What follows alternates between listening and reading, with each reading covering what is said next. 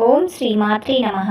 ఇప్పటి వరకు మా ఛానల్ని సబ్స్క్రైబ్ చేసుకోకపోతే కనుక వెంటనే సబ్స్క్రైబ్ చేసుకోండి.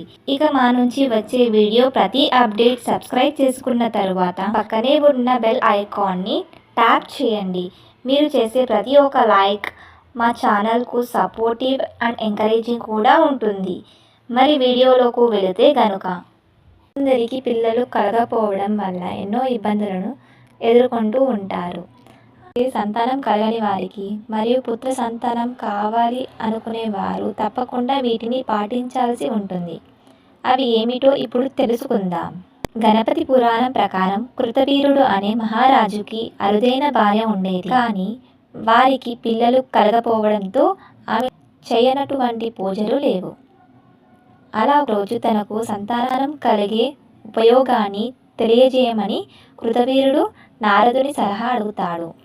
కృతవీరుడి తండ్రిని మీ పుత్రుడికి సంతానం కలగాలి అంటే ఏం చెయ్యాలి అని అడగగా ఆయన సంకటహరి చతుర్థి వ్రతం చేయడం ద్వారా అతనికి సంతానం కలుగుతుందని చెప్పారు.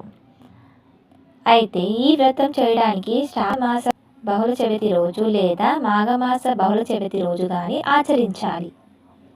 అలాగే మంగళవారం ఉదయం తలస్నానం చేసి ఉపవాసం ఉండి సాయంత్రం ఈ వ్రతాన్ని ఆచరించడం వల్ల ప్రయోజనం కలుగుతుంది. భక్తి శ్రద్ధలతో గణపతిని నమస్కరించి జపించాలి. అయితే ఈ వ్రతం ఆచరించే సమయంలో స్వామివారికి ఇష్టమైన గరిక సమర్పించకపోతే ఈ వ్రతం వృధా అవుతుంది.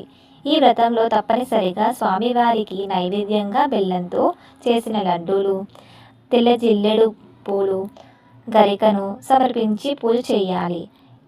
ఇలా చేసినట్లయితే మీరు కోరుకున్న పుత్ర సంతానం కలుగుతుంది.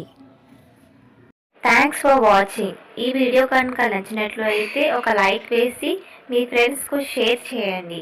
అలాగే జై శ్రీకృష్ణ అని కామెంట్ చేయండి. Thank you.